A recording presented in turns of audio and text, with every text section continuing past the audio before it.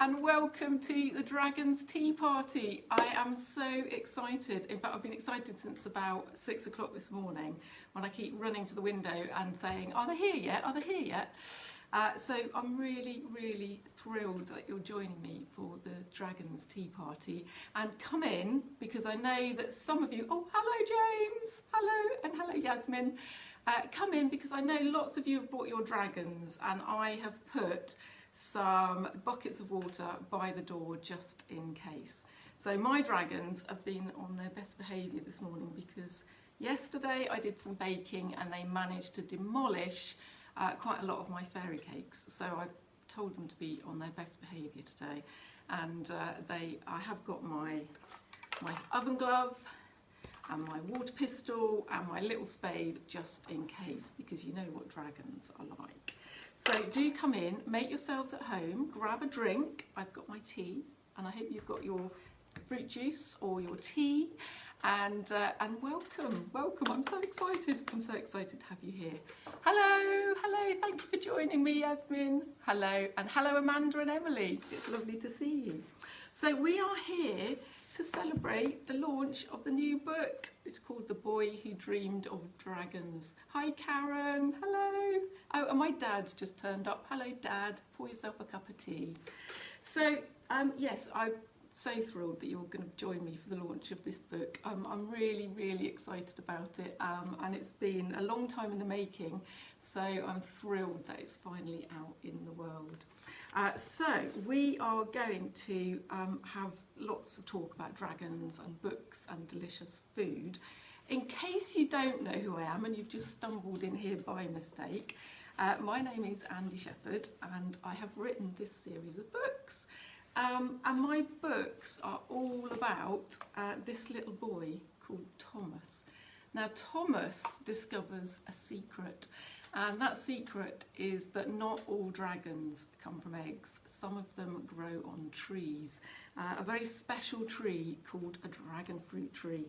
And this is a picture of the dragon fruit tree that he finds at the bottom of his granddad's garden. And he takes one of the fruits home. This is what a dragon fruit looks like. It's kind of a bit the size of a mango, and it has these spiky leaves. And he takes it home, and he finds out exactly why it's called a dragon fruit, because out of the dragon fruit pops this little dragon called Flicker. Now Flicker is small. He sits on Thomas's hand, so he's only about that big. And he has a little arrowhead tail, which this little dragon doesn't have, and he has spines down his back. He likes to eat broccoli, so he's not really interested in the cake that I've got today. And he has these scales that flicker all different colours. So when he's feeling all kind of chilled out and sitting on Thomas's lap, he's a lovely turquoise colour. And when he gets alarmed by being chased by Tom, Thomas's cat, he flares a bright electric orange. And then when they're curled up in bed, his scales flash all these different colours as he feels all these different feelings. And so it looks a bit like you're looking at him through a kaleidoscope. So that's Flicker and Thomas. Now, we are going to spend a bit of time looking at the books. We're going to be talking about dragons. I'll answer some of your questions. So if you'd like to put any questions in the comments as we go along, I'll have a look through at the end and see if there's any that I can answer. And then I think perhaps we should start by sharing some of the food that we're having. So if you want to put in your comments what you're having at your Dragon Tea Party, I'll just show you what we're eating. So the first thing that we're eating at our Dragon Tea Party is a jam tart. Now Thomas and his granddad love a jam tart because Nana does a lot of baking, and one of her favourite things to bake is jam tarts. Now in the first book they feature quite heavily because it's a book all about family, and Grandad always says that families stick together just like jam tarts. And actually when they start digging and growing things in Grandad's garden, they think about all the different fruits that they could grow and all the different jams that they could make. And Thomas starts picturing this plate-sized jam tart with all different coloured jams, like a multi-topping pizza. So I thought I would make a giant plate-sized jam tart. So there we go, that's our giant jam tart. And we will have a little slice of that later, perhaps. Oh, now, the other thing that Grandad has a lot in his pockets is caramel toffees. And whenever the superhero squad, which is Thomas and his friends, whenever they're digging in the garden and they get a little bit grumbly, he always pops a caramel toffee into their mouths because it kind of stops them grumbling.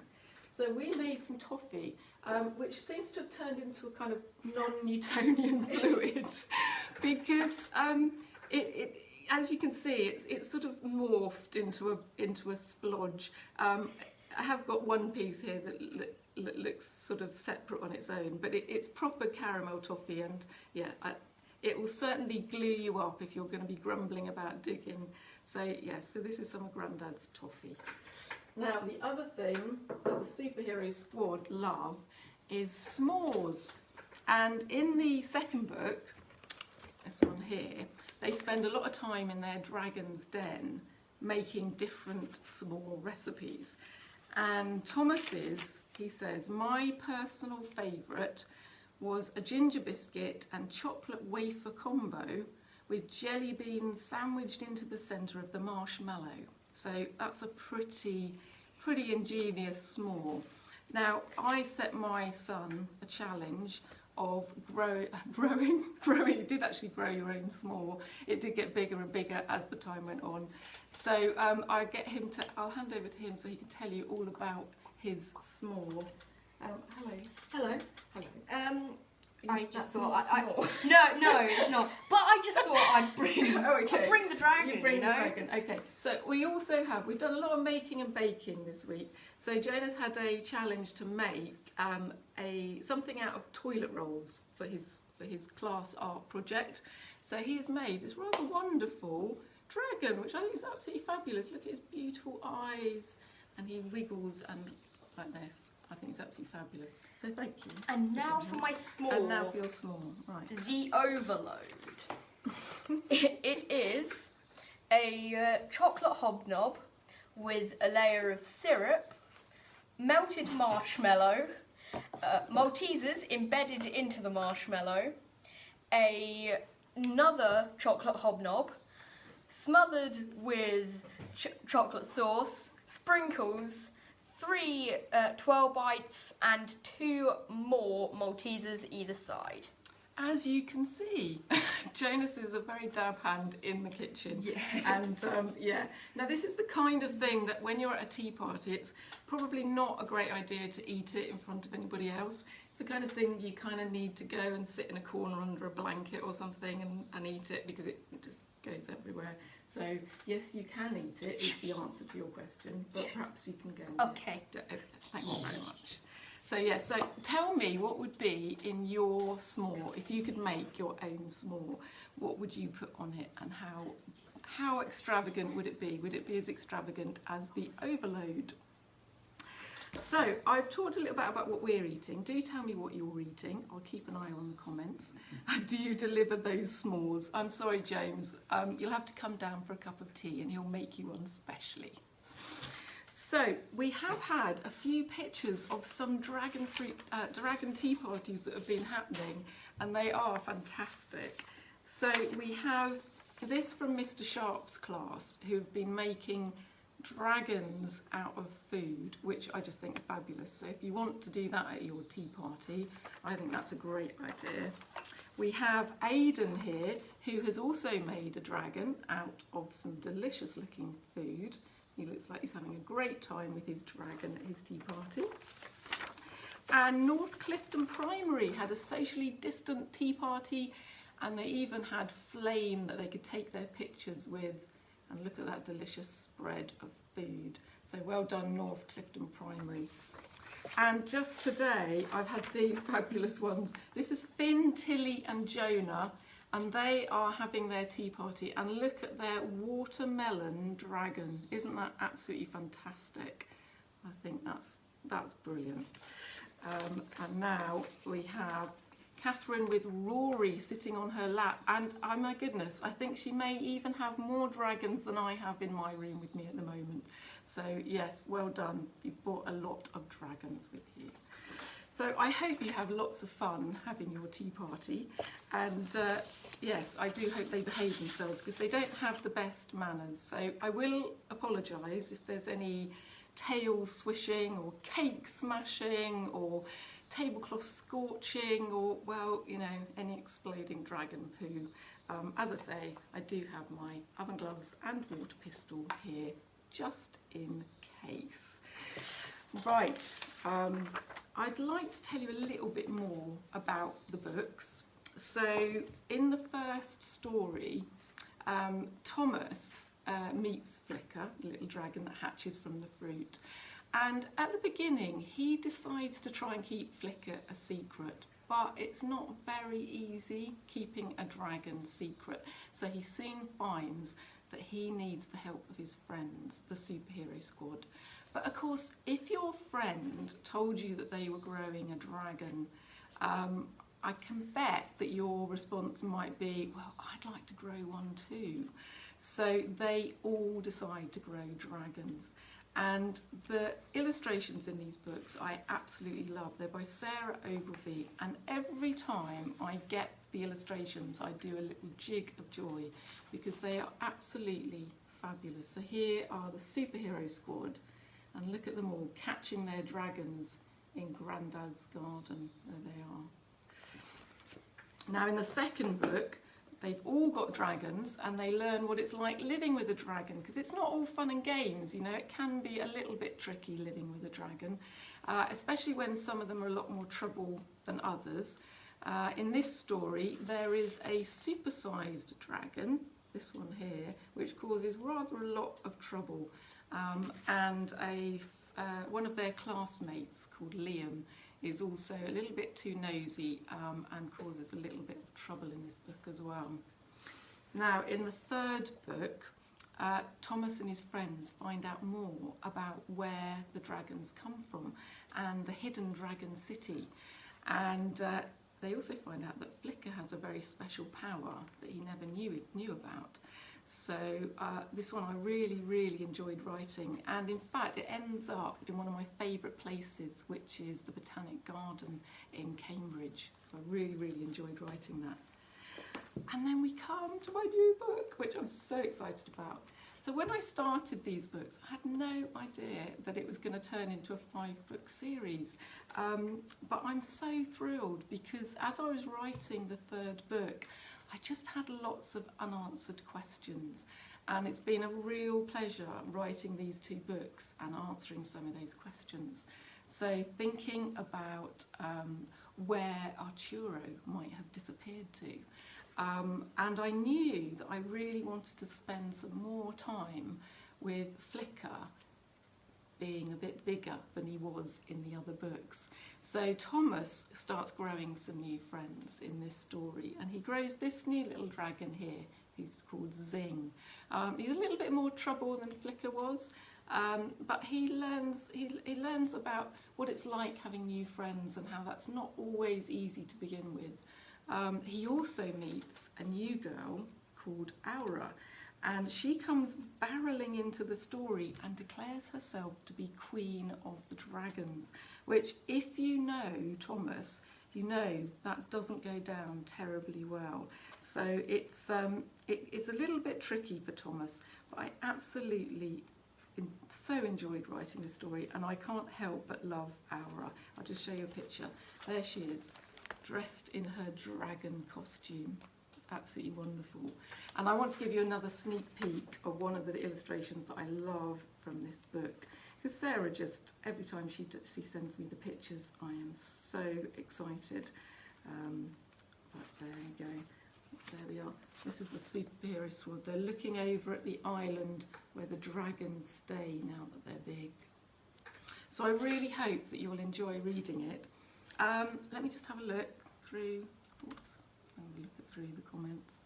Oh no, I've lost the comments. I will need my technical assistant to sneak in from the side, and I shall meanwhile read you the very beginning of The Boy Who Dreamed of Dragons. So let me just have a glug. I hope you have a glug as well. I expect you're having loads of cake while I'm talking as well.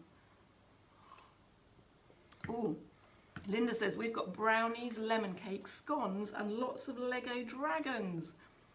Fantastic. I have to say, I did get a Lego dragon the other day, and he sits on top of my bookshelf and looks down at me. So I do love Lego and I love dragons, so it was ideal. We dream of dragons, soaring, roaring, fire-flickering dragons.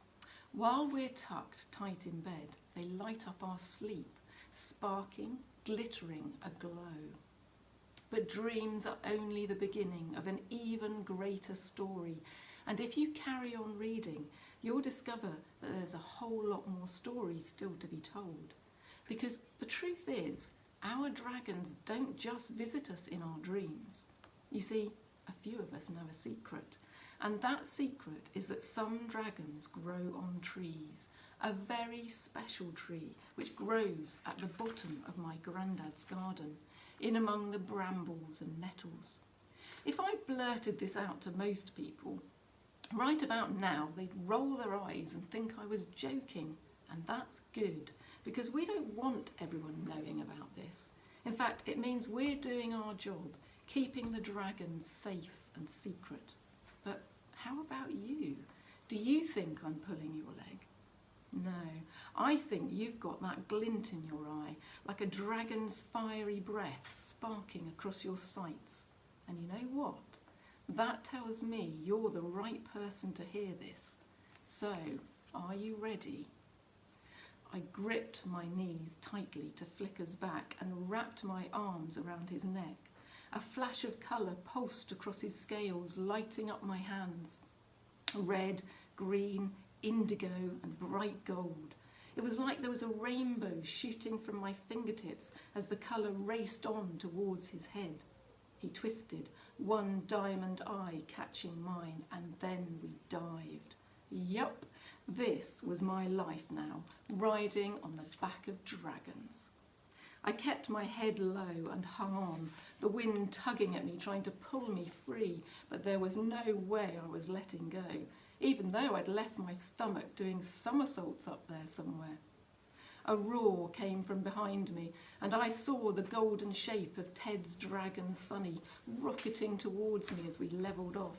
"I'm coming for you, Thomas," Ted yelled as they shot past. Flicker swerved to avoid the fiery blast coming from Sonny's rear end. "Not fair," I shouted. Flicker was fast, but he didn't stand a chance against Ted's dragon when he got one of those turbo boosts. I was beginning to think we should disqualify Ted, or at least ban Sonny from scoffing giant marshmallows before a race. And then came the rest of the superhero squad. First Liam riding Maxie, one hand raised, a massive grin plastered across his face. And to my left, Kat and Kai riding Crystal and Dodger, still neck and neck, their tails flicking out every so often trying to make the other veer off course. Good, that meant they were too busy trying to beat each other to be a serious threat. There was a rumble, and Flicker opened his jaws and blue flames shot out.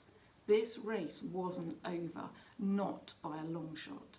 Flicker's wings beat hard and fast. He let out another bellow as he gained on Sonny.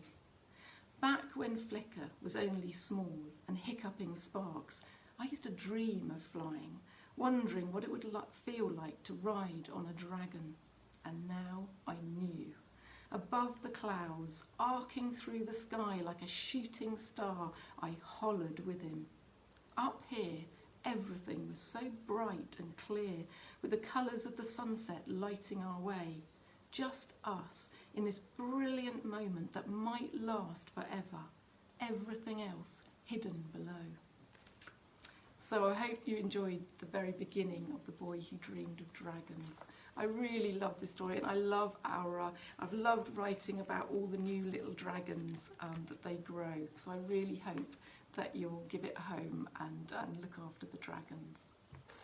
So, we have got some quizzes. We have got sparkly jelly and dragon cupcakes from Harry and Eric. Oh my goodness, sparkly dragon and jelly. That's a great combination just there. Hello from Sophie. Hello, Sophie.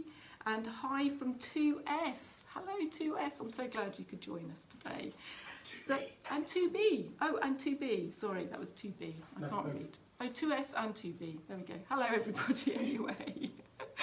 So, I wanted to show you as well some of the things that you might like to do at your own dragon tea party.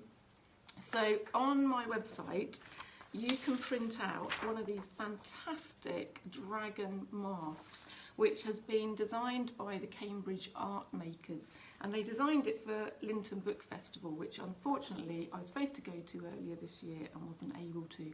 But if you go either to their site or to my site, you can download this mask. And we have, as you can see, I don't know if you can see up on the shelf, we've coloured some, and we've just stuck it to cereal packet and then sellotaped it to a pencil, and then we can have our own dragon masks, which are absolutely fabulous. And we also have, on my website, you can download a picture of a dragon fruit, and you can draw your own dragon and imagine what kind of dragon you might grow. So, you know, think about what they'd look like, and also whether they'd have any special powers. Maybe you could even write some brilliant words around the outside to tell everybody about your dragon. So yes, so do have a look on my website, because there's lots of ideas about party food and art and crafts and games, because you can't have a tea party without some games. So I'm going to ask my son to come and help us again, because we're going to play a game called chocolate dress up. Which some of you probably played at birthday parties, but in case you haven't, we'll tell you all about it. So do you want to tell us what you need? Oh, I see. Okay, so for chocolate dress up, you're going to need Dress up. You're going to need dress up. You're going to need chocolate. It's kind of, you know, in the name. You're going to need a knife, a fork, a plate, and a dice. Well done. Right, so whoever rolls a 6 starts dressing up in the dragon dress up, and then everybody else takes a turn, and if you roll a 6 you get to jump in, and the person has to drop all the costume and you start dressing up. If you can keep going, once you're dressed up, you use the knife and fork to, oh sorry, you haven't got the chocolate, have you? You have a plate with some chocolate and a knife and fork. Oh, you're already dressed up. Okay. This may not go well because I'm not very good at rolling dice and getting a 6. Here we go. How do we move Right, that? so I'm going to roll a dice and see if I can get a 6 before he eats the whole bar of chocolate. 4, 2, oh dear, 1, 5, 2, oh dear, 3, oh my goodness, 2, don't just, you know, go to 2, hang on, oh my goodness, 1, 1, 4, this is why I don't play games that involve dice, 3, 1, 5, 6, Oh, yes! Oh, Yes! so close! Yes! Right, well you've managed to eat quite a lot anyway. That's So in there one we go. row. There we go. So we have dragon dress up if you want to. You don't have to have we have a lot of dragon dress up in our house, as we said, but you could use any dress up you like. Just, yeah, hang on a sec. So the next game we have is, instead of pin the tail on the donkey, we have pin the flame on the dragon. So we have a blindfold. Oh, there we go. We have a blindfold. Okay. Right. So turn around. Hang on. I'm going to just move the cupcakes. Okay. That's probably a You good showing them idea. cupcakes? Yeah. Oh, there we go. And maybe move the jam tarts. Hang on. Oh. There we go. Oh. Ah! Right. There we go. Okay. Is that it? Yeah, that's it. Oh, I'm going to put you down. Jill. Right. There we go. Okay. There we go. That's how I Very well. He has a flame on his bottom, which actually, if you read book 2, you know, there's a bull that has a flame coming out of its bottom, so it's not that far. Oh. I mean, I was kind of close. It's all right. It's fine. It was on the right angle. It was on the right. Yeah. It's great. And the other game we have, which is thanks to Hero, Lois and Hugh, who played this at their Dragon Tea Party. So thank you to that. We're going to call it Poo Patrol because in the books, as you know, dragons poo a lot. And their poo has a nasty habit of exploding everywhere. So Thomas has this ingenious method of using an oven glove to put out the sparks and a water pistol to wet the poos down so they don't explode. So we have decorated our dragon fruit tree with some little cut-out dragons, there we go, and some little cut-out poos. So Jonas can, with some water, attempt to hit the poos. Now, of course, you may not have a dragon fruit tree in your kitchen, but you could just hang it from trees in the garden or in a bush or just on a piece of wood and string. So there we go. So thank you very much for demonstrating Poo Patrol. You're welcome. Thank you. Thank you. And no, you can't take the whole bar of chocolate. Yeah, that's not going to go down well. That's not going to go well. So, let me see if there's been any questions while I've been talking. Hang on. I've never known someone more unlucky with dice rolling. No, this is why I don't win snakes and ladders and things. We decorated with bunting and snowflakes for Crystal. We played flaming cabbage tennis. Oh my goodness, that's fantastic. Flaming cabbage tennis. Okay, what else have we got? I'm about to have some dragon... Oh, go away. I'm about some dragon pizza. Oh, very nice. I wonder what dragon pizza has on it. Is it like fiery hot? Perhaps it's like got pepperoni or something. We can't see the dice, Andy. Just cheat. Yes, that's what Ian was saying. I'm so honest. I'm too honest. Okay. Hi, Herbie. And I do. Hello. Thank you very much for coming along. Hello, Georgia. Now I have to say hello to Georgia because Georgia's my editor. So hello, Georgia, and thank you very much for the beautiful sunflowers. They're absolutely lovely, and they match the book, which is so lovely as well. Because look at the lovely front cover that Sarah's done with all the lovely sunflowers. So if anybody's got any questions, do let me know. Have you got some questions? Oh, Down at the bottom of the list. down at the bottom of the list. Where? I can't Daniel see. Young says, Malachi would like to know how the dragons got their powers. Oh, how did the dragons get their powers? That's a really good question. So, when I'm thinking about new dragons, I tend to look around at the real world and animals that are in the real world and get a little bit of inspiration from them. So, for example, in the book that comes after this one, book 5, there is a dragon that takes some of its inspiration from cuttlefish, and I won't tell you any more about it than that, but if you go away and look at cuttlefish, maybe you'll be able to work it out. So I often take my ideas from animals that are in the real world. So like, for example, in the second book, I forget which one it is in, the pufferfish blows up and goes all spiky when it gets alarmed, and there's a dragon in this story that does that as well. So I love thinking about all the different kinds of dragons and what powers they would have. It's quite wish fulfillment for me. Which book is your favourite? Oh, Amy, which book is my favourite? Do you know what, at the moment, well, until I wrote the others, this was my favourite because it was kind of the end of a really long journey.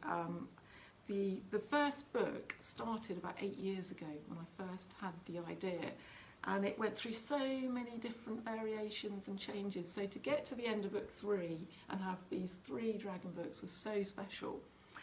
But I have to say, I've really, really loved writing books 4 and 5 and finding out the next part of the story. It's been as exciting for me, really, because I had no idea that there was still so much to be told. I've got to show you another. So in this story, Thomas has a bit of a problem in that the dragon fruit tree seedlings are not looking very healthy. And he has to find out why. And this is why he needs Arturo's help. So they go digging again to find out if Arturo can tell them anything more.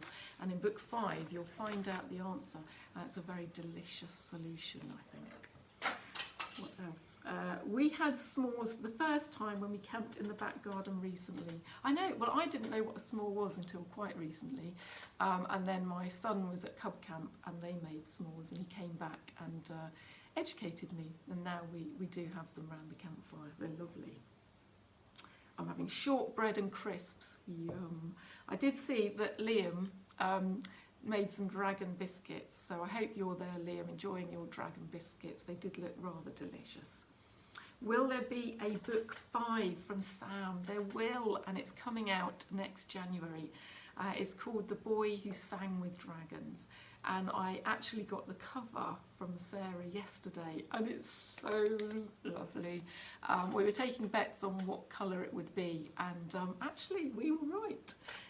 So yeah, we're very, very excited, and it's so lovely. It's so lovely, really, really lovely. And I'm sorry I can't share it with you. I'd love to share it with you, but I'm not allowed just yet. What have we got? Where did the idea for your books come from? A lot of my ideas come from just around me, with my family and where I live.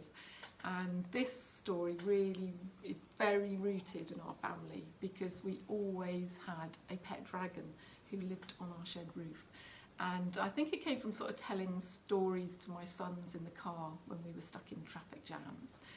And it just grew and grew. And when my son, who you met earlier, was younger, he kept asking lots of questions about the dragon, about why there was a dragon on our roof and where did they come from. And so I started thinking about where a dragon would come from and why a dragon would be in our village. So, because they're usually in fantastical worlds, and I wanted this dragon to be very much in our village. So I was walking past the allotments one day and I looked in and I just thought, what if the dragons grew on a tree? And at the start I started thinking about what it might look like, and I came up with these sort of amazing looking plants. And then as I got home I suddenly thought, hang on, isn't there a dragon fruit? And I looked it up, and if you go and look up a dragon fruit tree, you'll know why it deserves to be in a story, because it is the most wonderful looking tree. It does have all these spiky cactus leaves, it has massive moon white flowers that bloom for one night, so it's really, really magical. So that's where it all kind of began, really. Why do dragon poos explode? From Hebe. That's a very good question, really. I think, they're quite they're fiery creatures, and I always felt like that anything came out of them, it would still be smouldering and hot. And yes, I just like the idea of it being slightly unsettling, and that you just never knew where it would explode, and it could make quite a mess. So yes, that's where that came from. What else have we got? How many dragons do you have at home, and do you have a favourite one? Well, I can't tell you a favourite one because they're all here. Actually, they're not all here, because some of them are upstairs and some of them in the other room, and some of them are a bit too big to bring. I don't know, we haven't counted them all, but we do have a lot. And I get sort of given a lot of dragon, like I've got a little pot with dragons on, and little dragons that you can wear on your finger, and I've got lots of dragon pictures. So if you counted all of those, quite a lot.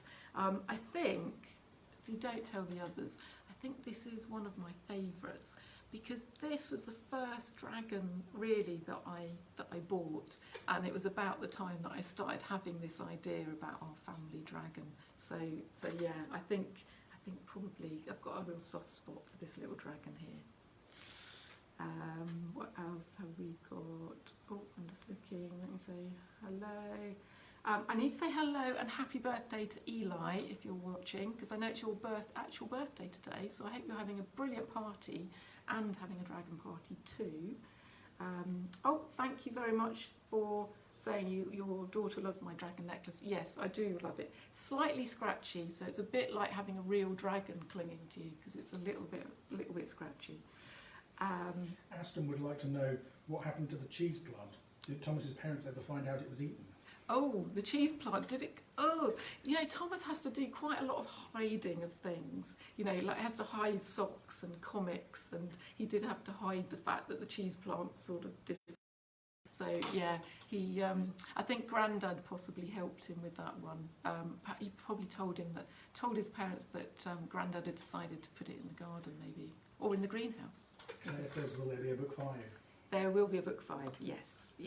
In January, we will see The Boy Who Sang the Dragons. Is there any more questions? How are we doing for time?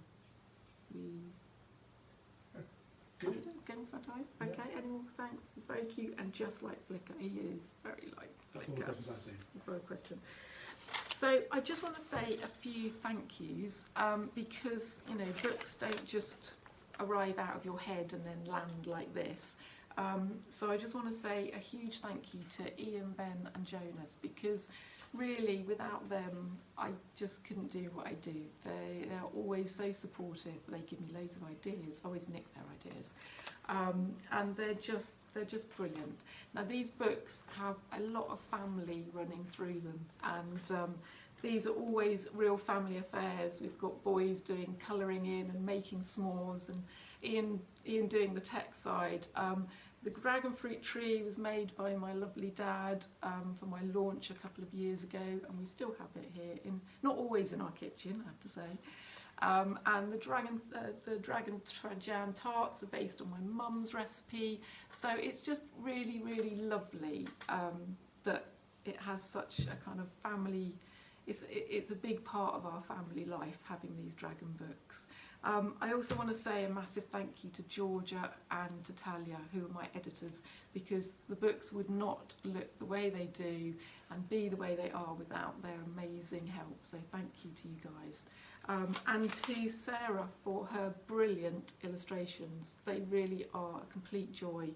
And Nick and Sue, who do all the design on the front cover and all the sort of scorch marks and wonderful extras that you get through the book, are down to them. So they look fabulous, thanks to a huge team.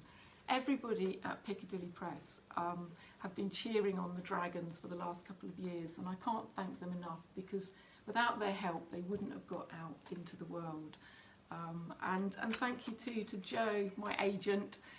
She's just a great person to have on your side, so thank you very much, Joe, for being there with me. And I think that's everybody. Oh, apart from you, I haven't thanked you. Of course I have to thank you the biggest, because you're the readers. And if you didn't give my dragons a home, then, well, they wouldn't have anywhere to live. So thank you so... Mom, the dragons have destroyed my sketchbook again. Oh dear. Sorry about that, Ben. Oops.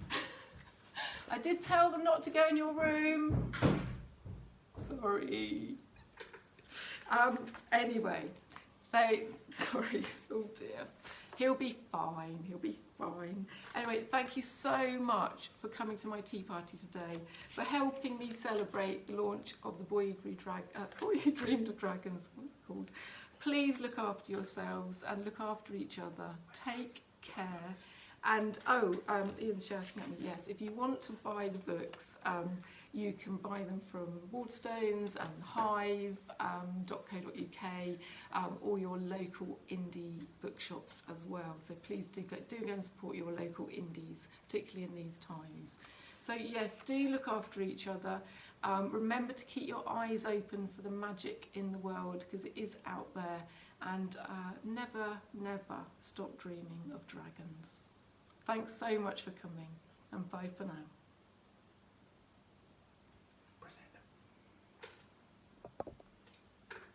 I can't.